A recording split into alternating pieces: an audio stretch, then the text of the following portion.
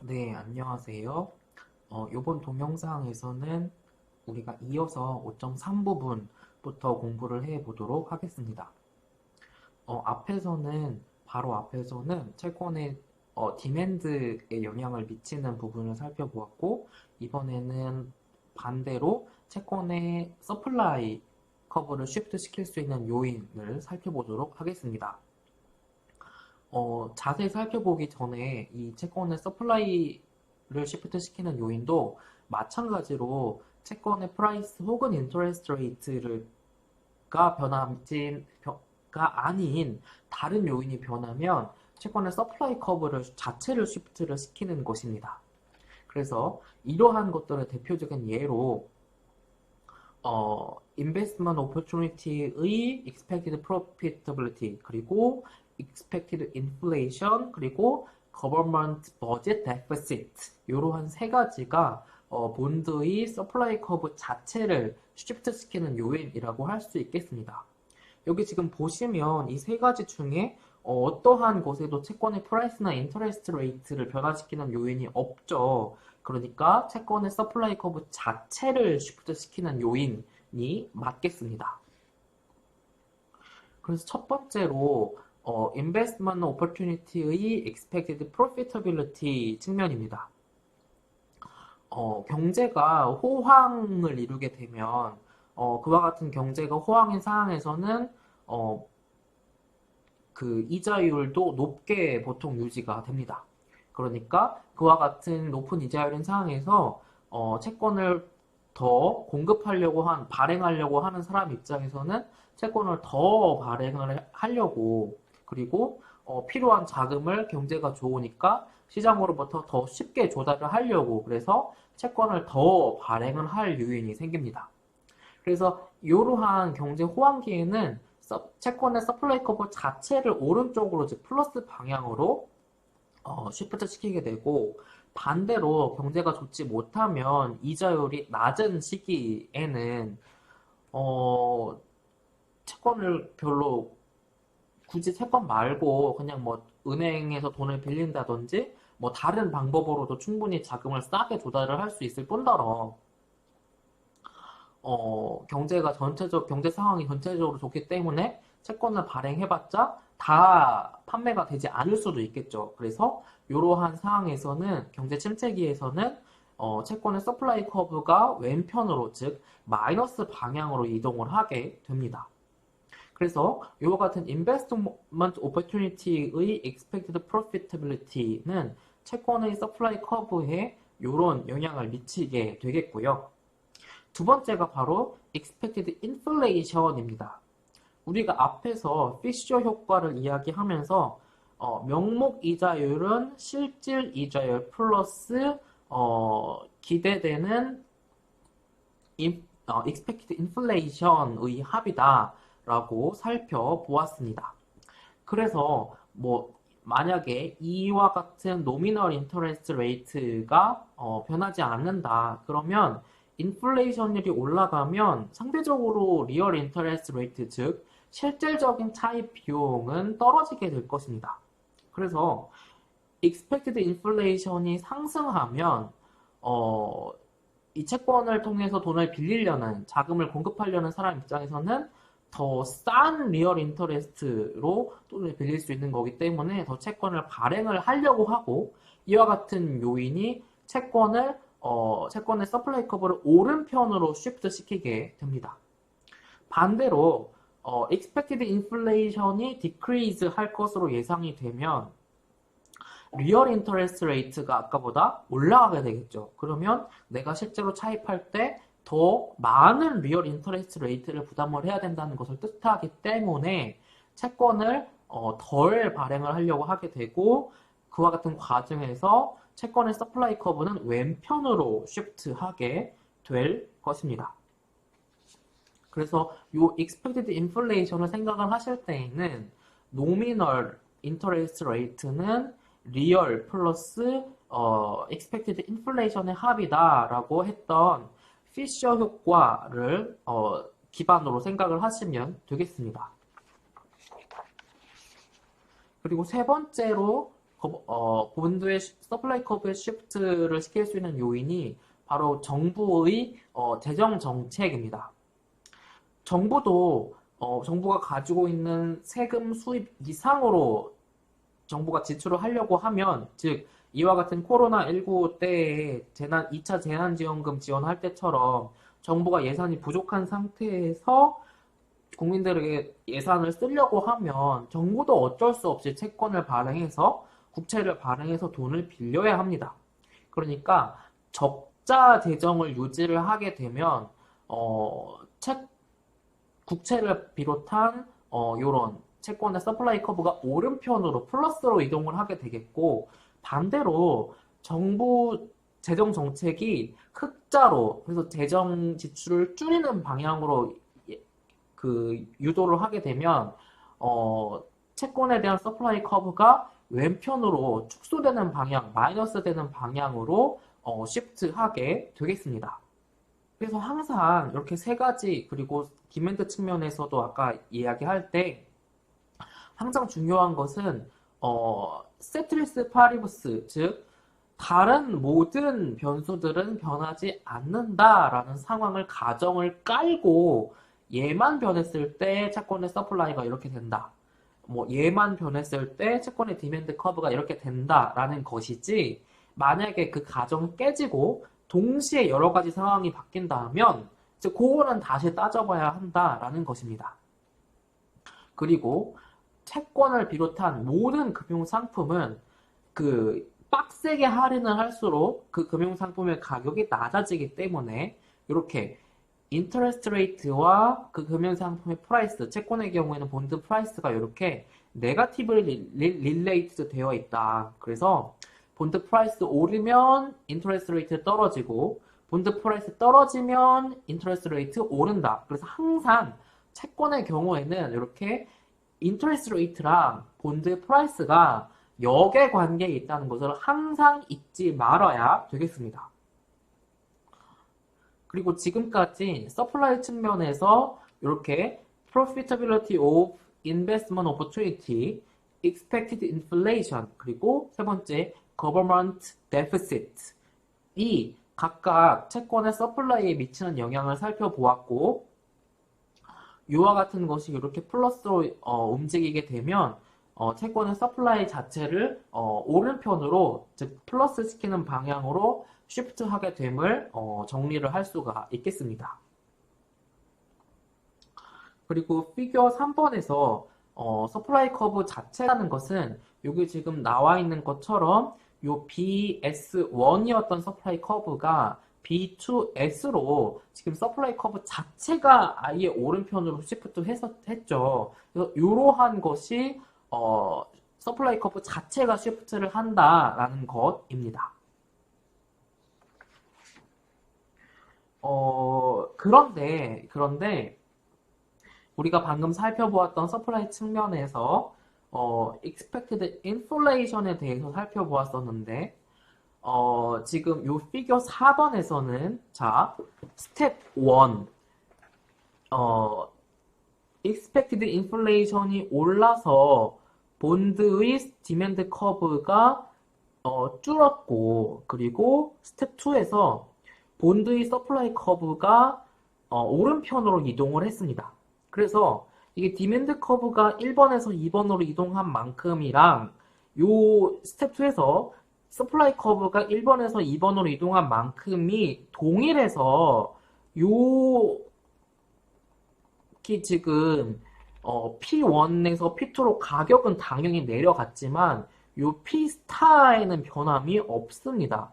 그런데 요것은 이 그래프에서 우연히 이렇게 이그젬플로 보여주다가 요 이동 면적과 요 이동이 동일한 경우에는 이렇게 Q 스타가 변함이 이전과 이후가 동일하지만, 만약에 디맨드보다 서플라이가 확 더 오른쪽으로 간다던가, 아니면 서플라이보다 디맨드가 왼쪽으로 더 확 간다던가 하면 그때에는 당연히 Q 스타 이후에 Q 스타가 이전의 Q 스타랑 당연히 다르게 될 것입니다.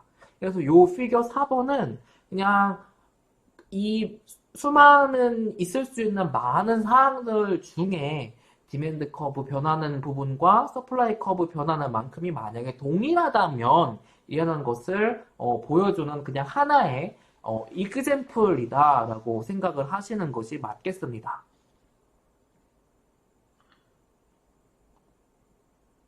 그리고 피겨 5번에서는 expected inflation과 3개월짜리 미국 정부가 발행하는 채권의 이자율로서 나타나는 interest rate가 어떻게 변해왔는지를 나타내주고 있습니다. 거의 대부분 지금 거의 오를 때 같이 오르고 떨어질 때 같이 떨어지는 것을 알 수가 있죠. 이것은 우리가 앞에서 살펴보았던 피셔 효과, 즉 노미널은 리얼 플러스 expected inflation의 합, 요거 때문에 이렇게 expected inflation이 떨어지면 종목도 같이 떨어진다. 를 이야기를 하고 있습니다.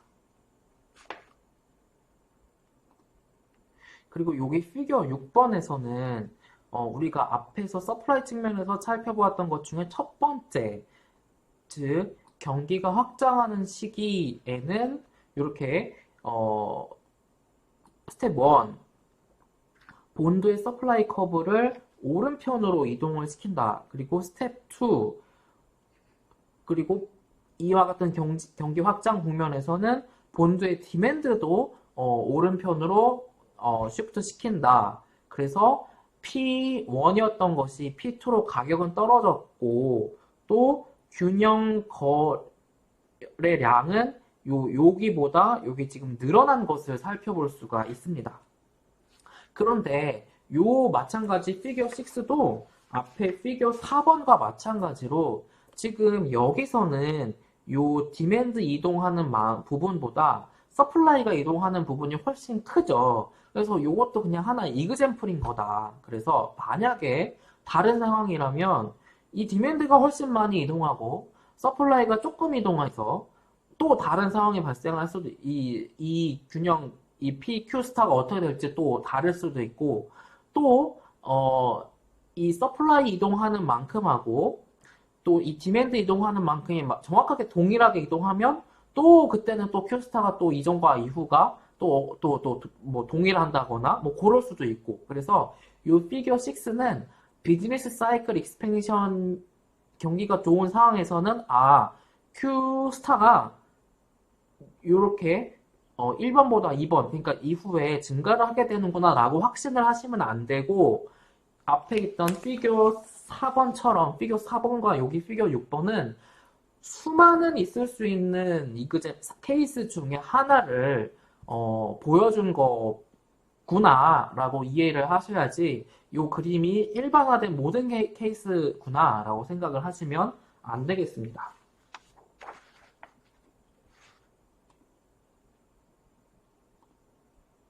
그리고 이어지는 피겨 7번을 통해서 살펴볼 수 있는 것처럼 여기 shaded area 발음이 너무 안 좋죠. 그 shaded area 부분은 여기 지금 경기 침체기를 나타내주고 있습니다. 여기 2000년대 중반의 미국의 닷컴 버블 시기 그리고 여기 2000년대 후반의 글로벌 금융 위기 시기를 나타내주고 있고요. 지금 보시면 인터레스트 레이트가 미국 정부가 발행한 3개월짜리 재무부 채권의 이자율을 통해서 보여주고 있습니다. 일반적으로는 지금 경기 침체기에 이렇게 이자율이 떨어지는 모습을 살펴볼 수가 있겠죠. 그래서 우리는 여기 피겨 7번 그래프를 통해서 일반적으로는 경제 침체기가 오게 되면 이자율은 떨어지는 경향이 있구나 라는 것을 살펴볼 수 있겠습니다. 그리고 이어서 우리가 5.4 부분에서는 그 5.3에서는 채권을 가지고 수요와 공급 과정을 이라는 개념이 어떻게 적용되면서 채권의 공급이 어떻게 바뀌고 수요가 어떻게 바뀌고 그에 따라서 균형 이자율, 균형 거래량이 어떻게 바뀌는구나를 채권을 통해서 살펴보았습니다. 그리고 우리가 이 5.4에서는 그 다른 모델인 이 케인지안 모델이라는 것을 통해서 수요와 공급이 어떻게 바뀌었을 때 어떻게 균형 가격 이자율이 바뀌는구나를 그냥 다른 모형을 통해서 한번 살펴보도록 하겠습니다. 이와 같은 케인지안 모델에서는 그냥 딱 두 가지 에셋만 있다고 가정을 합니다.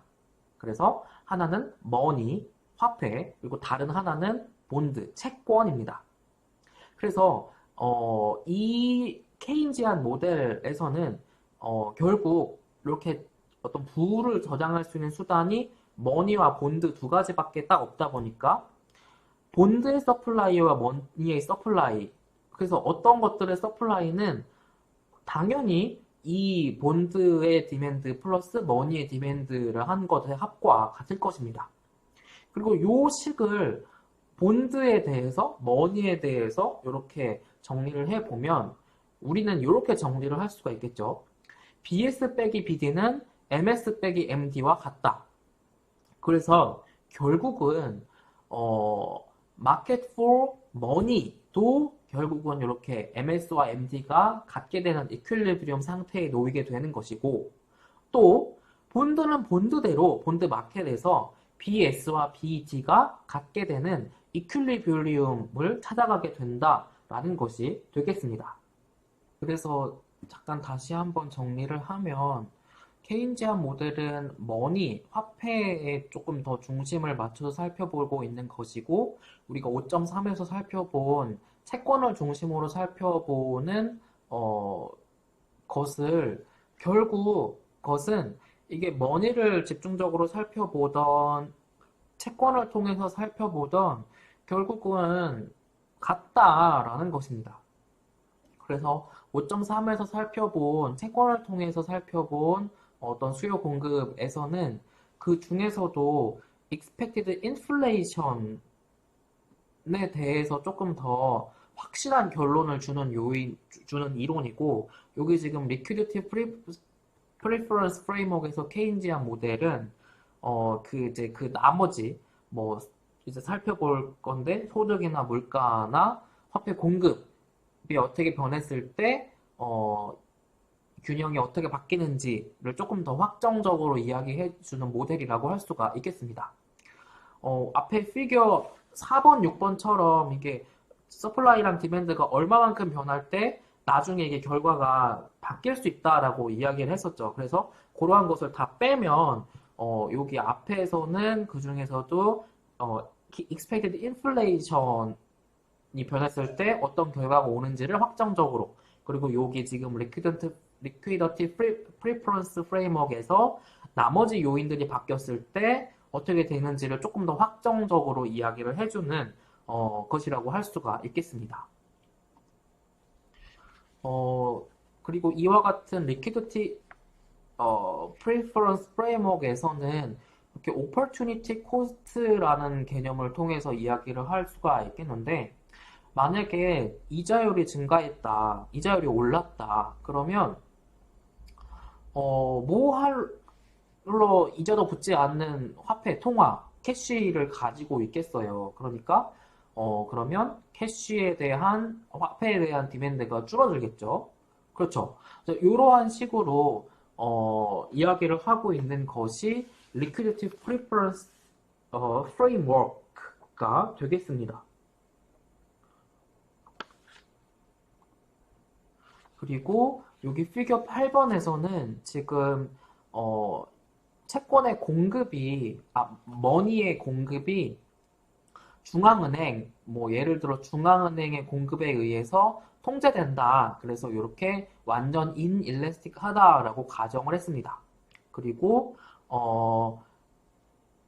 지금 균형 이자율이 15%, 그리고 균형 머니의 퀀터티 서플라이드와 디맨드가 300인 상황인데, 만약에 인터레스트 레이트가 25로 증가를 하게 되면 어, 액세스 서플라이가 발생을 하게 되는 경우이고, 머니에 대한 액세스 서플라이가 발생을 하게 되는 경우이고, 그래서 인터레스트 레이트는 떨어진다. 그리고 반대로 이러한 경우라면 머니에 대한 액세스 디맨드가 있는 상황이고, 인터레스트 레이트가 올라가게 된다. 그래서 결국은 이렇게 균형을 찾아가게 되겠더라라는 것을 앞에서와 마찬가지로 5.3에서와 마찬가지로 균형을 찾아가게 된다라는 것을 이야기를 하고 있습니다.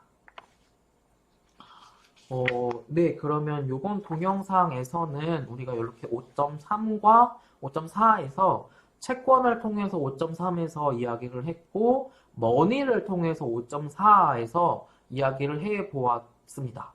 그러면 이번 동영상에서 여기까지 공부하고 다음 동영상에서 이어서 보도록 하겠습니다.